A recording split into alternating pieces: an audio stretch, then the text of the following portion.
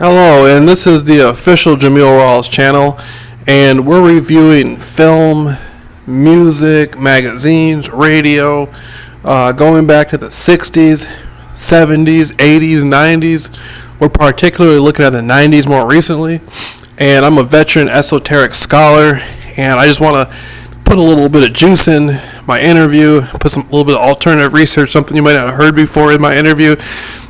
And it revolves around money.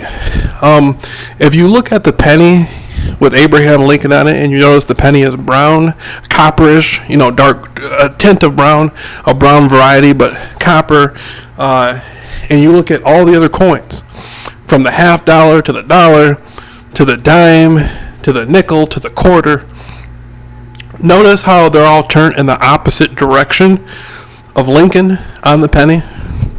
All the other presidents face the opposite direction. And what this symbolizes, the mystery behind this, is Lincoln represents the end of slavery. The freeing of slavery. The freeing of the slaves.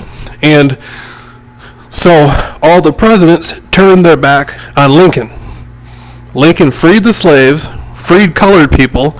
So Abraham Lincoln has a colored coin, and they've all turned their back on Lincoln. That's the mystery. That's the symbolism in the coins. And I've spent years researching into these subjects, and I love to sit down and talk about esoteric research after years of being studying, all the people I've met and stories I've come across, a lot of things I remembered. And this is just a little preview demo I'm doing, and I encourage people to continue to research and look at money and finance, and there's a lot to be learned from the symbolism on money. All right.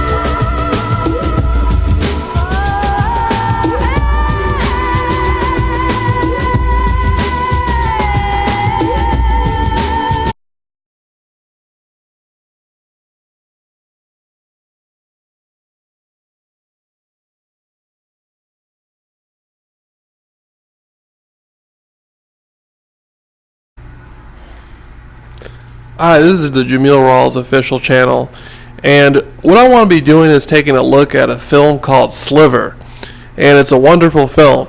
I remember seeing the film in the early 90s, and the story takes place in an apartment building, a skyrise in New York City. Very beautiful building, and I'm going to get more into the film. This isn't the only video. This is just the beginning. We're going to get into the film, into the actors, and the directing, into the soundtrack. We're going to get into everything. But the film, was a wonderful film. And it was about a woman living in a wonderful apartment complex, a skyrise, and she was under complete surveillance by the landlord, the management of the building, the man responsible for overseeing the building. He had cameras in every room, all throughout the apartment complex. He knew everybody's comings and goings, and it was a very exciting film. The reason why I'm getting into this film, and the reason why I'm going on to a movie that has so many years behind it, is because the simple fact is I lived through that period, through the early 90s. Historically, I looked into subjects having to do with the 1960s and 70s, and I still do to a large degree. But the early 90s was a very interesting time for me, and we're going to look at the movies, the films, we're going to look at the music, and some of the events. Another film that we're going to be getting into is Natural Born Killers, starring Woody Harrelson, which was a wonderful film. I might even touch upon some older films from the 80s, like Return of the Living Dead, which was my favorite movie growing up. I'm from an area known as Muskegon, Michigan, and I grew up in Muskegon, Michigan, and I've traveled all over the world, but I'm from Muskegon, Michigan, and my life in Muskegon, Michigan has been very interesting. And I've met a lot of notable people in other states. I do interviews with all different sorts of people, regular people, famous people, you name it. But my life here as a child growing up was definitely inspired by films that I watched. And I remember at the time that I saw this film, I was about 7 years old, around there, and I lived in an apartment complex. And that was an interesting period of my life. I had recently, around that time, met Muhammad Ali, the famous boxer. Around this time, I began listening to music. My grandfather loved classical music. My grandfather owned a beautiful piano. He lived out in the country, owned 400 and something acres of property. He was a very good man, very professional man. He was a pilot for Transworld Airlines for many years. He was a very well established man, very friendly, polite, and he loved classical music. Me, on the other hand, I was really into hip hop that was coming out. I remember family members would play older music. I would hear my mother listen to music from the 60s, and different people listen to music from 60s and 70s. And I think that's probably one of the keen points for me studying the 60s and 70s is the adults all listen to music from the 60s and 70s, my uncles and whatnot. But I was into hip-hop around this time. And I remember you had a few rappers at this period, 92, 93, around 93. They were very notable. You had rappers such as, Eazy-E. You had... who was really coming? Heavy D. I remember rappers like Heavy D. You would still see them, but there was a rapper. My first rap tape that I bought was a soundtrack to the movie Juice. And I remember I did not go see the movie Juice. I know people who went to go see it, but I did not see the movie Juice at the movie theater. And back then, when a movie was rated R, you had to have your parent there with you to get in and whatnot, and I was a little bit too young anyway to be aspiring to go watch Juice. I remember when it came out on VHS, and at that time in the early 90s, it took about 9 months for a film to make it to VHS. It's not like today, where a movie comes out in movie theaters, 2 weeks later you can get the DVD. Sometimes it'll be at the theater the same time the DVD's out. At that point in time in the early 90s, if you went and watched a film, 9 months, a year sometimes you'd wait a year for it to come out on VHS. Okay, maybe the soundtrack would be out a lot sooner, but the film, you're going to wait in line for that, right? Unless you're a Hollywood insider. So I got the soundtrack on cassette tape to the movie Juice. Okay, and I remember I never owned a tape before, so I got the tape. I got the little cassette tape. And I remember putting it in and listening to it, and I remember listening to Too Short. Too Short was on there. I remember Too Short was on the soundtrack, but I was more familiar with the character Tupac Shakur played, known as Bishop, in the film, and I was hoping to hear Bishop on the tape, but I didn't even know who Tupac Shakur was. I just knew the part that was played in the film. Anyhow, I got the cassette tape. Too Short, a bunch of other rappers were on there. It was really interesting to sit back and listen to all these. Then I saw Samuel L. Jackson was in the movie Juice, and at that time you didn't have, there was no Google. There probably was Yahoo, but very few people had computers. At this time, you can get magazines from the store that would have told you about the film, or I guess you could have took it upon yourself to make phone calls and call companies and ask for information, but write letters and stuff. You can do that kind of stuff, but there was no, I didn't have access to any internet back in 1993. Nobody you knew had a computer. If you did know somebody with a computer, to get on there and start researching stuff was very different. There's a lot less websites, a lot less information available. You might have been able to pull up a mainstream website like whoever did the picture, like Paramount or Universal or Warner Brothers or something, to a film and get in, see the executives' phone numbers and stuff. But actually researching was a lot more challenging. So anyhow. So we're going to go into that.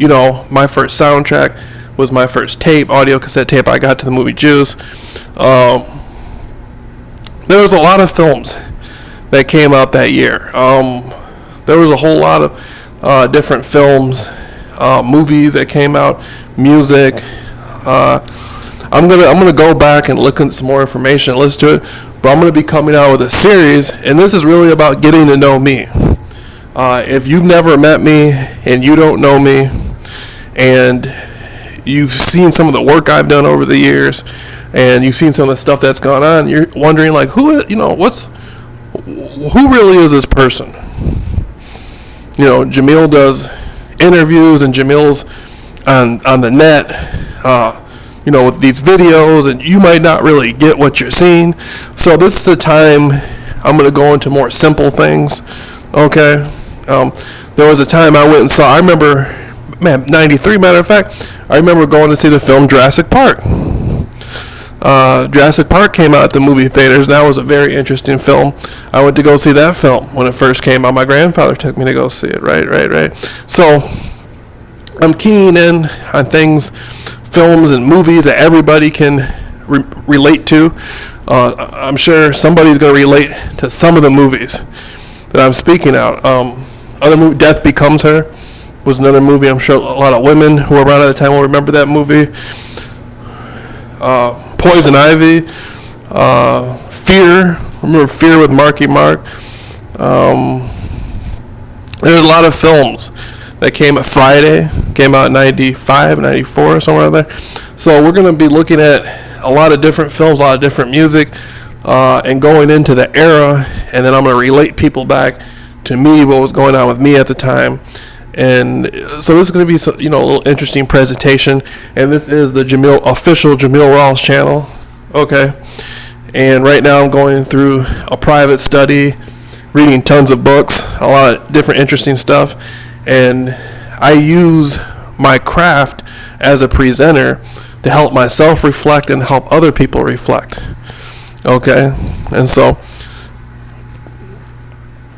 now Billy Grogan was a very interesting artist in the early 90s.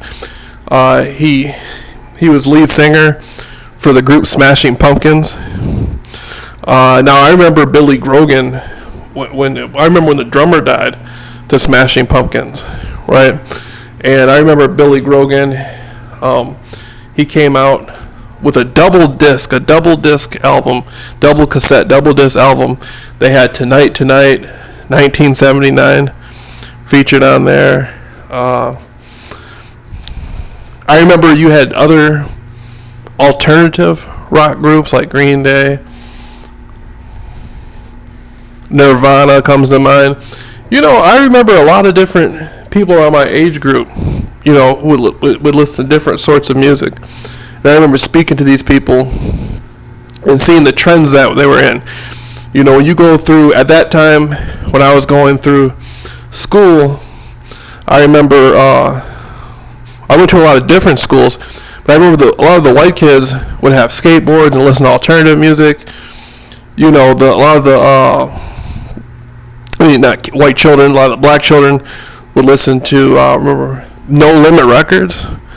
No Limit Records started coming up out in the mid-90s with Master P and Silk the Shock. I remember that, and not too many people hear about No Limit Records anymore. And my personal view on that label was No Limit Records was sort of the prelude to where Cash Money took a lot of their strategy from. Lil Wayne and Cash Money have a lot of strategy that was very comparable to what Master P. I think his name was Percy Ellis or something like that. Percy. But I think, but okay, Cash Money. A lot of their strategy is very comparable to No Limit Records. Puffy was around. Now he's called P. Diddy, but Puffy was around. And you know what? There was an arcade in downtown Muskegon, Michigan. It's gone now. There used to be an old mall that was put in back in the 1970s. And there was an arcade room there called Laser One. And I used to go down there and hang out with I had friends. We used to walk all the way down there. There was an area that I went to elementary school in, known as Muskegon Heights. And we used to walk all the way from the Heights all the way downtown just to play video games. Sometimes I would go down there by myself, right? And we would sit there. We would play Street Fighter. We would play Mortal Kombat. We would play Killer Instinct. We would play Virtual Fighter. The shooting game Area 51. There was tons of other games in there. There was so many games. And there used to be, at one point in time, there was an arcade room downstairs in the old mall. Now the mall has moved. Now they got it in a different area. But at that time, they had one arcade room. Then downstairs was an older arcade room. And then there was a bus stop right by the entrance of the mall to the arcade. And people from all over the country would come into the arcade just to play a few games. People from military, people going back and forth to college, people running away from home. Teenagers sometimes would run away from home and they would have a ticket and they'd end up at the arcade. And so I met a lot of different people playing video games at the arcade, okay, and talking to these different people coming in. And it was around this time that I developed a strategy on a video game. I used to win like 90-something% of the games I played. There was a strategy I would use.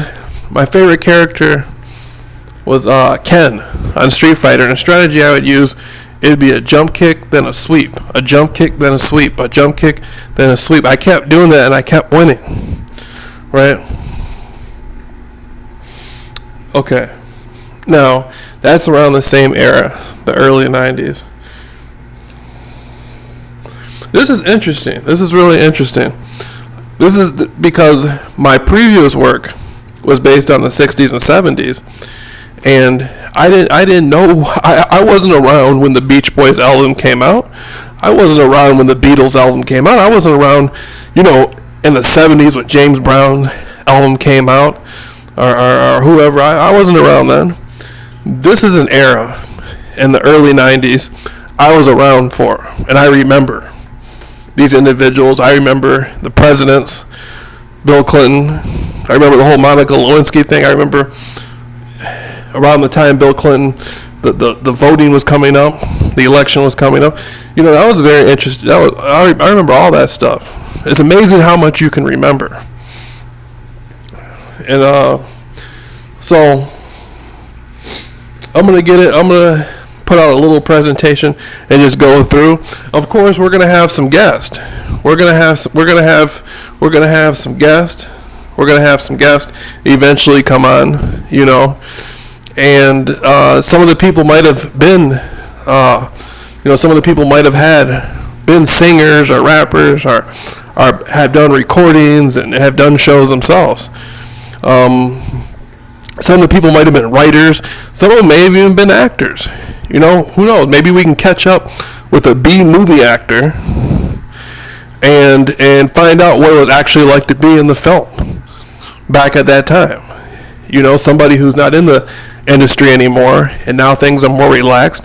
They're a regular person like me and you, and they want to do a little interview and explain how that affected their life and what it means to them to be in acting.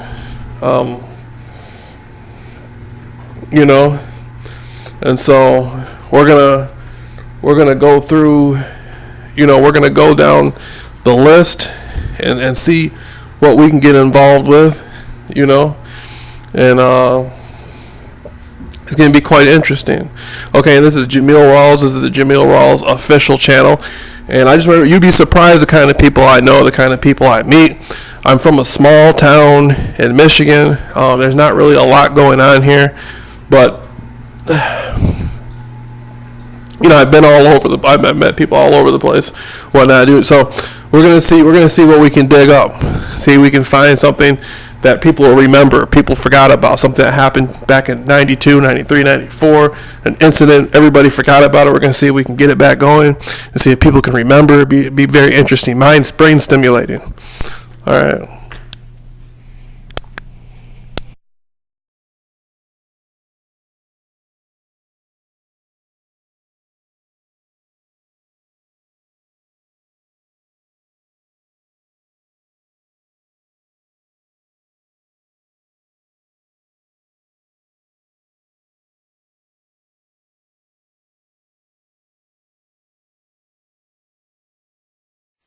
La da da da da da.